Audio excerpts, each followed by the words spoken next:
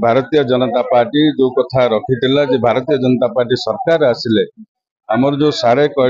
चारि कोटी ओडियांकर प्राण देवता एवं आमर भावर ठाकुर प्रभु जगन्नाथ दर्शन पे चारि द्वार खोल भक्त जो द्वार बाटे जाई प्रभु को दर्शन करेंगे श्रृंखलित दर्शन हम तेणु जो प्रभु जगन्नाथ संगे भक्त जो भाव रही तेणु या भारतीय जनता पार्टी प्रतिष्ठा काली दायित्व नेला